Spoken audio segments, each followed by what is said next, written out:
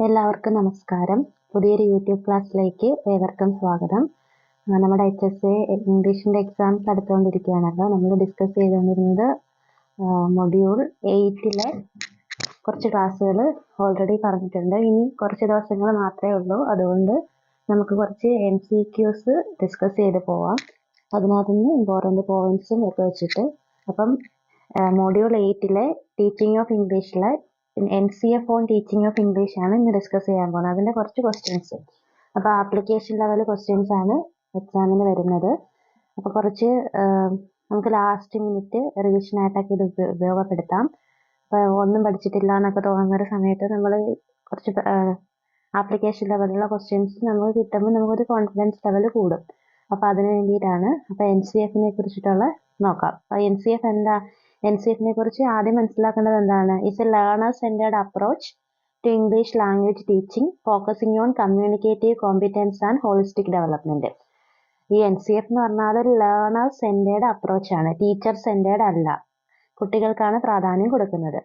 എന്താണ് ഫോക്കസ് ചെയ്യുന്നത്? Communicative competence and holistic development. കുട്ടികളുടെ കമ്മ്യൂണിക്കേറ്റീവ് കോമ്പിറ്റൻസിനും ഹോളിസ്റ്റിക് മൊത്തത്തിലുള്ള ഡെവലപ്മെൻറ്റിനാണ് പ്രാധാന്യം കൊടുക്കുന്നത്. അതാണ് NCFനെ കുറിച്ച് ബേസിക് ആയിട്ട് അറിഞ്ഞിരിക്കേണ്ട കാര്യം. അപ്പോൾ ഇനി കുറച്ച് ചോദ്യങ്ങളിലൂടെ ഇതിനെക്കുറിച്ച് കൂടുതലായിട്ട് നോക്കാം. അപ്പം നമുക്ക് ഓൾറെഡി അറിയാം NCF എന്ന് പറഞ്ഞാൽ എന്താണ്? കൺസ്ട്രക്റ്റിവിസം ആണ് അതിൻ്റെ ഫൗണ്ടേഷനായിട്ട് അത് സ്വീകരിച്ചിരിക്കുന്നത്.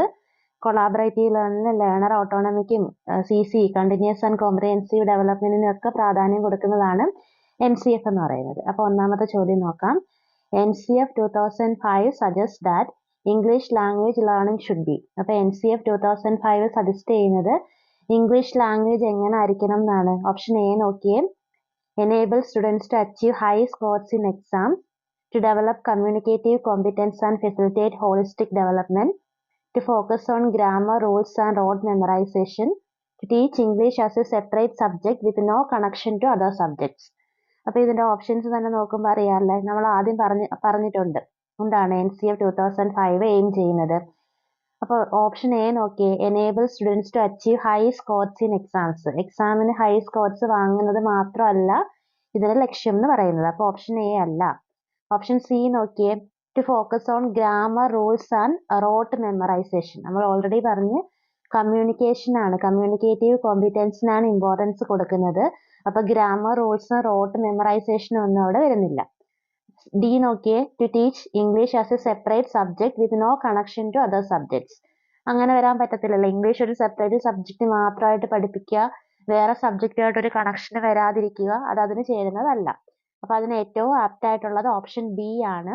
To develop communicative competence and facilitate holistic development. അപ്പോൾ ആദ്യം ഞാൻ പറഞ്ഞത് തന്നെയാണ്, കമ്മ്യൂണിക്കേറ്റീവ് കോമ്പിറ്റൻസിനും പ്രാധാന്യം കൊടുക്കുക, ഡെവലപ്പ് ചെയ്യാൻ വേണ്ടി ശ്രമിക്കുന്നു. പിന്നെ ഫെസിലിറ്റേറ്റ് ചെയ്യുന്ന എന്താണ്? ഹോളിസ്റ്റിക് ഡെവലപ്മെന്റ് ഫെസിലിറ്റേറ്റ് ചെയ്യുന്നു. അതാണ് NCF 2005 ഇംഗ്ലീഷ് ലാംഗ്വേജ് ലേണിംഗ് എങ്ങനെ ആകണം എന്നുള്ള ഒരു സജഷൻ എന്ന് പറയുന്നത്. ഇനി അടുത്ത ചോദ്യം നോക്കിയേ.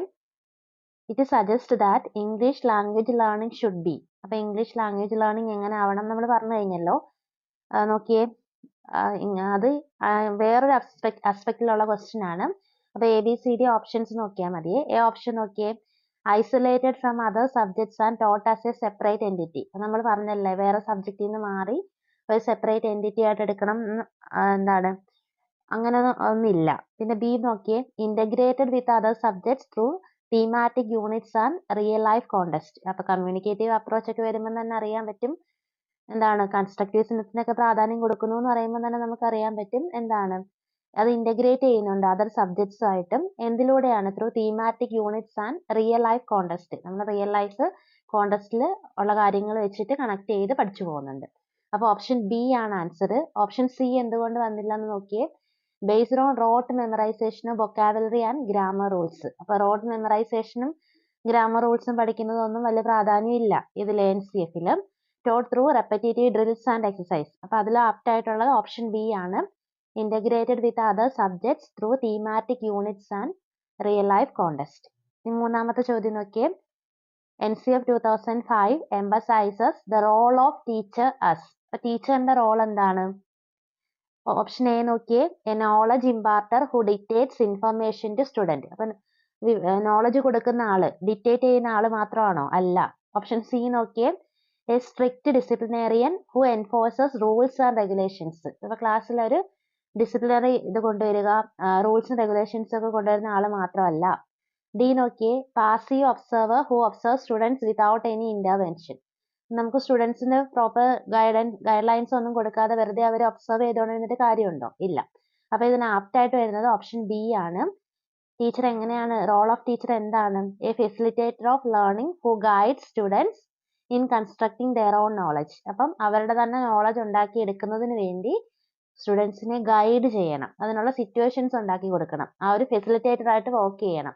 അതാണ് ടീച്ചറിന്റെ റോൾ എന്ന് പറയുന്നത്. അപ്പൊ നാലാമത്തെ നോക്കിയേ, the NCF promotes the use of the following in the English language classroom. അപ്പോൾ ഒരു ഇംഗ്ലീഷ് ലാംഗ്വേജ് ക്ലാസ് റൂമിൽ എന്തൊക്കെ കാര്യങ്ങളാണ് ഈ NCF 2005 പ്രൊമോട്ട് ചെയ്യുന്നത്? അപ്പോൾ ഒന്നാമത് നോക്കിയേ, only textbook and formal grammar exercise അല്ല.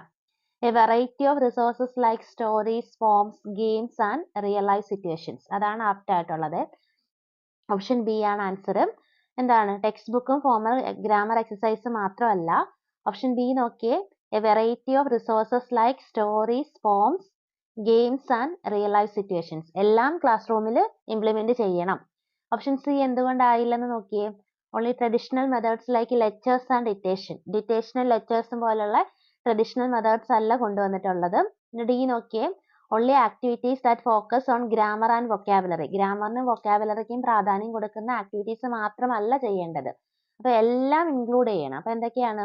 Variety of resources like stories, poems, games and real life situations. അപ്പൊ അഞ്ചാമത്തെ ചോദ്യം നോക്കിയേ, a key principle of NCF 2005 in English language teaching. അപ്പം ഇംഗ്ലീഷ് ലാംഗ്വേജ് ടീച്ചിങ്ങിന്റെ ഒരു കീ പ്രിൻസിപ്പിൾ എന്താണെന്നാണ് ചോദിച്ചേക്കുന്നത്. അപ്പോൾ ആദ്യത്തെ നോക്കിയേ, creating a fear based learning environment. ഒരു പേടിയുള്ള അറ്റ്മോസ്ഫിയർ ആണോ? അല്ല, ഒരിക്കലും അല്ല. അപ്പൊ ഓപ്ഷൻ എ അല്ല. ഓപ്ഷൻ ബി നോക്കിയേ, encouraging the rote memorisation over understanding. വെറുതെ അങ്ങ് കാണാതെ പഠിക്കാനും പറയുകയല്ലല്ലേ. ഡി നോക്കിയേ, focusing solely on accuracy and neglecting fluency. ആക്യുറസിക്ക് മാത്രം പ്രാധാന്യം കൊടുത്ത് ഫ്ലുവൻസിയെ നെഗ്ലക്ട് ചെയ്യുകയാണോ? അല്ല. അപ്പൊ അതിന്റെ ആൻസർ ഓപ്ഷൻ സി ആണ്. A key principle of NCF 2005 എന്ന് പറയുന്നത് എന്താണ്? ഇത് തന്നിരിക്കുന്ന ഓപ്ഷനിൽ ഓപ്ഷൻ സി ആണ് മോർ ആപ്റ്റ് ആയിട്ടുള്ളത്. Promoting inclusivity and catering to diverse learning needs. അതിൽ എല്ലാ കാര്യങ്ങളും ഉൾപ്പെടുത്തണം. ലേണിംഗ് നീഡ്സ്, വൈവിധ്യങ്ങളായ ലേണിംഗ് നീഡ്സ് എല്ലാം സാറ്റിസ്ഫൈ ചെയ്യുന്നതിന് വേണ്ടി. പിന്നെ ആറാമത്തെ ചോദ്യം നോക്കിയേ, the NCF suggest that assessment in English should. അപ്പൊ NCF പറയുന്നത് എന്താണ്? ഇംഗ്ലീഷിന്റെ അസസ്മെന്റ് എങ്ങനെ ആവണം എന്നാണ് പറയുന്നത്. B limited to summative assessment at the end of the year. അപ്പൊ ഒരു വർഷം തീരുമ്പോൾ സമ്മേറ്റീവ് അസസ്മെന്റ് മാത്രം മതിയോ? ഇല്ല. ബി നോക്കിയേ, focus solely on testing grammar and vocabulary knowledge. ഈ ഗ്രാമറും വൊക്കാബുലറി നോളജ് മാത്രം ടെസ്റ്റ് ചെയ്താൽ മതിയോ? അതും അല്ല. ഓപ്ഷൻ ഡി നോക്കിയേ, be used to compare students and rank them based on their performance. സ്റ്റുഡൻസിനെ കമ്പയർ ചെയ്ത് അവരുടെ പെർഫോമൻസിനനുസരിച്ച് റാങ്ക് ചെയ്യുന്നതാണോ? അതുമല്ല. പിന്നെന്താണ്? ആദ്യമേ പറഞ്ഞല്ലോ, കണ്ടിന്യൂസ് ആൻഡ് കോംപ്രഹെൻസീവ് ഇവാലുവേഷൻ ആണ് പ്രാധാന്യം കൊടുക്കുന്നത്. അപ്പം അതിന് നോക്കിയ ഓപ്ഷൻ സി ആണ് ഉത്തരം. B continuous, comprehensive and align with the learning objectives. അപ്പൊ ലേണിംഗ് ഒബ്ജക്റ്റീവ്സ് എല്ലാം സാറ്റിസ്ഫൈ ചെയ്യുന്നതിന് വേണ്ടി കണ്ടിന്യൂസും കോംപ്രഹെൻസീവ് ആയിട്ടുള്ള ഒരു ഇവാലുവേഷൻ ഒക്കെയാണ്, അങ്ങനെ ഒരു അസസ്മെന്റ് ആണ് വേണ്ടത്. അതാണ് NCF 2005 സജസ്റ്റ് ചെയ്യുന്നത്.